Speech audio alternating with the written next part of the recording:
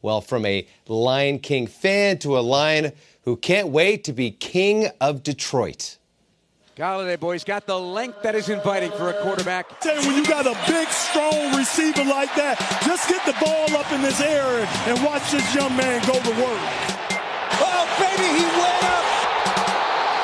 Deep left side. It is caught. Left side. Down the sideline goes Kenny Golladay. Slips a man at the 15. Inside the 10. Stafford again with the play fake looking. Golladay got behind the defense wide open. Great footwork by Kenny Golladay. And great body control, too, Dan. Look at that. Wow. Just the body control he had. Woo, some of those catches, some of those touchdowns should be worth more than 6-7 points Heck yeah. because of style alone. We are joined right now by one of the best young receivers in the league. He's entering his third year in the NFL. He's already coming off a 1,000-yard season, and he is primed to take yet another leap here in 2019. Please welcome, from the Detroit Lions via Chicago, Illinois, Kenny Golladay. Hey! His highlights are ridiculous. I like the stiff arm. You like that? Oh, yeah. To all of that. Oh, we saw the stiff arm.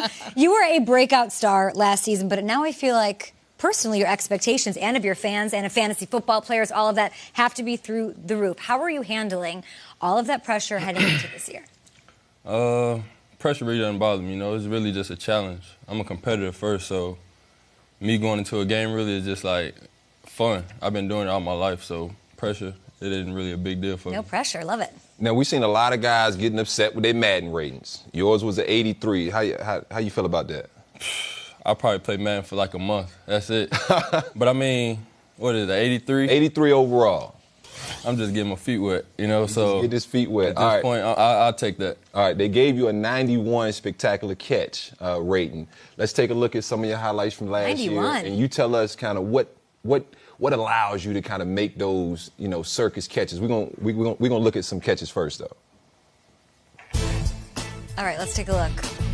You just got to talk over these for me. I know. And as a DB, you hate it when you're right there and that receiver just, goes up and gets it. Were you always just a pure hands catcher? Or? Yeah, to be honest, I really practice without gloves, just using my hands. So then when you put the gloves on, it's just easier. And that's what dudes don't do. Yeah. That's what they don't do. They use those gloves as a safety net because you can catch anything with them gloves on. Exactly. Could I catch anything? Oh, with absolutely. gloves on? Okay. Absolutely. I think your big hands help too there, though, yeah, right? Yeah, so if he's catching with no gloves on in practice, working day in and day out like that, I know I walked up on him when he came in, and I'm like, see, that's part of the reason I said I'm retiring, because I can't cover dudes like this. You have a jugs machine with no gloves?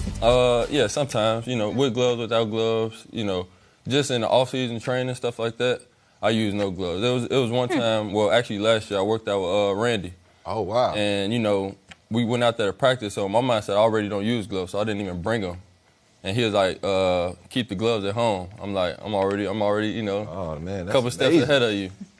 That's great. You know, your former teammate Golden Tate was talking about Matthew Stafford the other day, and he said he's the best quarterback he's ever played with, which has, you know, leads to some other questions. But asking you about Stafford, why do teammates always seem to have his back? What is it about Matt Stafford? You know what you're gonna get from him pretty much every Sunday. You know, even at practice, you know, the guy gonna work hard and he's a competitor. You know, he might do a little trash talking with, you know, even with our guys, even during other opponents on Sunday. It's just, that's the type of guy you just want to, you know, have his back because he's going to have your back. Right. You like a quarterback who talks trash?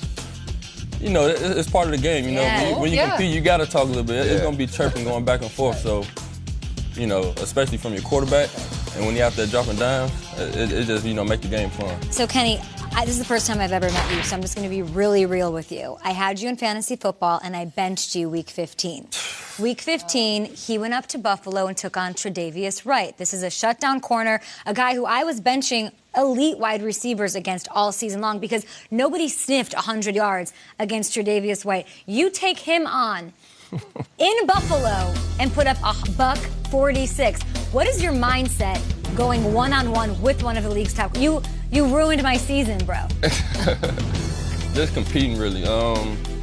I really didn't care. I really don't care who in front of me, really. I just want to go out there and make plays for the team. You know, when my number's called, I got to make the play. So, I mean, I accepted the challenge, you know, so. And then I needed a big week for myself. So I just accepted the challenge and came out on top. Who was the toughest corner you faced last year? It was a good battle against Tech P. And then I go against Xavier Rose twice a year. You know, a big guy, long guy, long arms, physical. So those two top guys. And then I go against Slay every day in practice. Oh, yeah, Slay can go. Slay can go. Y'all can check my list out of my top 10 DBs. Slay on my list. It's coming out soon, but it ain't out yet. I always love when I got the ball in my hands. You know, I'm a defensive guy. I got to turn into an offensive player for a little bit.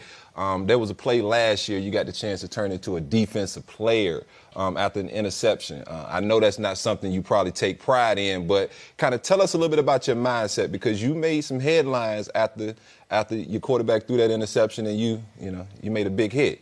To be honest, my rookie year, we didn't go over like tackling turnover as much. Here go the play right here. Oh!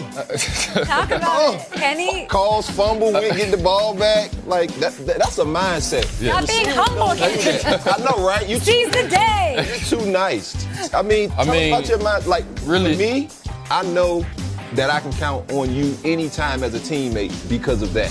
Yeah, it's really doing whatever it takes. But Patricia set the tone, you know. He said, offense, defense, this is what we're going to do, tackling turnover. And that's really just buying into what he's telling us to do. We literally go over drills like that, you know, punching the ball out, stripping the ball, like a stumble bump, or, you know, offense got the ball, keeping the ball high and tight. And I really just applied it to the game. I didn't even think about it. It just came like, you know, second nature to me. I feel like the Lions are going to surprise people. Yeah, they will. Matty P came on our show, your coach, saying, talk about everybody else in the NFC North. We're going to do it, and it's going to be because of this kid. Draft him. Do not bench him against Tre'Davious White or Xavier Rhodes or anybody. Kenny Golladay, thanks for being here. Thank you, man. Thank you, Kenny. Have a good time in New York. Good luck at training camp. I know you got to go to training camp. Thank you. We'll see you in Detroit. Does this look familiar, guys? This?